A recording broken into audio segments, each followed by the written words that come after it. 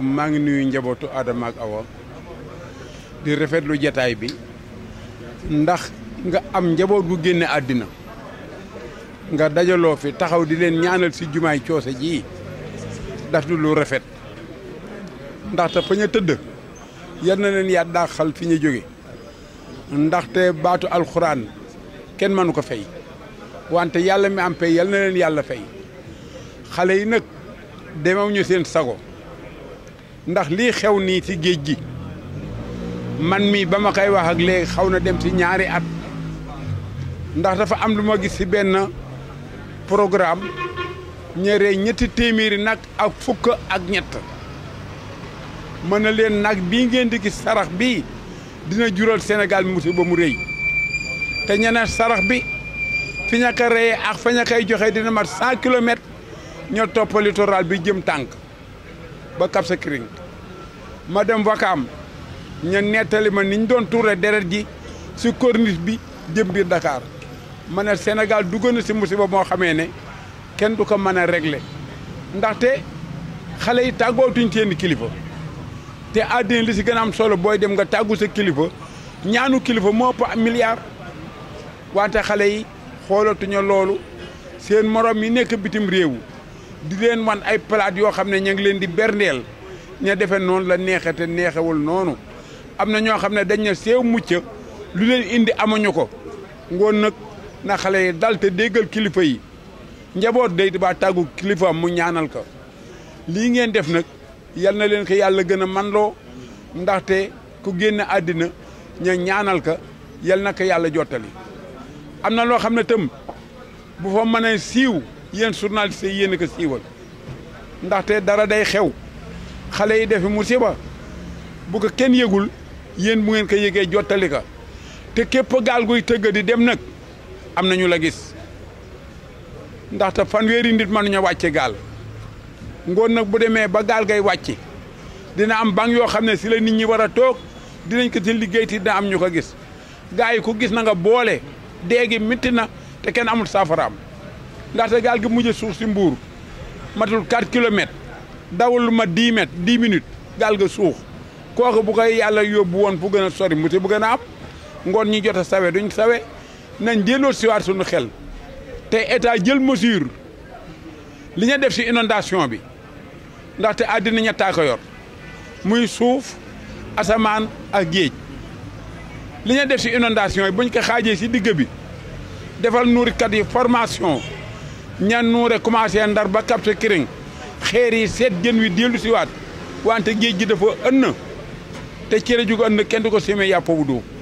man ku ma toogal wax ak yow si loolu ma tax man kenn embauché ma kenn du ma dàq te fu ma gisee dëgg dinaa ko wax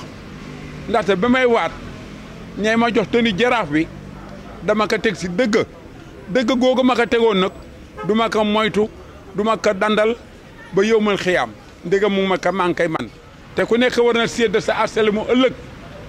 matul ñetti saakoy suuf te foofu mooy sa kër lu taax yi bari ak lu alal bari fi nga koy bàyyi wante ñaanu kilifa yi la ñaanal ak dëkkandoo yi moom lay fekk sa yowmal xiyaam nag am na ñaari ngegenaayal wëttéen ak mu ngegenaayal xaaxaam bu wëttéen bi yaa koy liggéeyal sa bopp bu xaaxaam bi yaa koy ñàkk a teggin te bul gis nit mukk ñene dafa doyee di ba nga ñàkkal ka fayda ndax daf si bari ñoo xam ne wàllu yu nëbbul lañu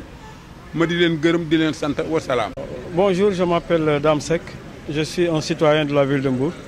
et c'est en tant que Mbourois que je suis ici aujourd'hui, accompagné de toutes les forces vives de la commune de Mbour, notamment les associations de jeunes, les imams et tous les Mbourois en fait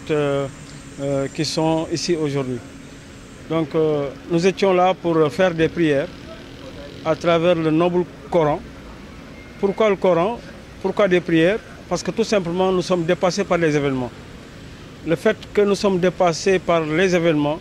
l'ultime recours c'est Dieu, l'ultime recours c'est le Coran. C'est pourquoi aujourd'hui nous nous retournons encore vers le Seigneur qui, au moment où nous parlons, nous pensons que c'est lui seul, l'unique qui peut nous sortir de cette situation-là. Mais on ne va pas s'en arrêter là. Il y aura un plan quinquennal qui va être développé par ces jeunes dont je parlais tout à l'heure. Il y aura une marche silencieuse qui va être organisée. nous sommes en deuil. Ce n'est pas une marche folklorique, c'est une marche silencieuse, c'est une marche de prière, mais surtout une marche où un mémorandum est déjà rédigé. Et dans ce mémorandum, les jeunes et les associations mettront dans le texte les solutions qu'ils pensent que si elles sont appliquées, ce fléau pourra en fait nous quitter. Encore une fois de plus, nous appelons tout le monde à cette marche, mais c'est une marche silencieuse parce que Mbour est en deuil et plus jamais ça. Donc aujourd'hui, nous appelons les jeunes à encore retrouver l'espoir. Et surtout, lançons un appel aux autorités étatiques. La répression est une chose, mais je pense que la répression, sur une échelle de 10 mesures, la répression devait être la 9e mesure. Ce qu'il faudrait, ce sont des solutions structurantes, à travers des projets structurants, afin que ces gens-là qui avaient des pirogues et qui ne sortaient même pas de leur quartier, ces gens-là qu'on connaissait, les Lébous que nous connaissons, tu peux voir des gens qui, jusqu'à 45 ans, ne sortent jamais de Mbour, parce que l'opulence était là, tout était sur place. Ces personnes-là, si aujourd'hui vont à la quête du poisson jusqu'en Guinée-Bissau et reviennent bredouilles, vont jusqu'au Libéria et reviennent bredouilles, si une fois ils découvrent qu'ils peuvent aller jusqu'en Espagne et que l'espoir est là-bas,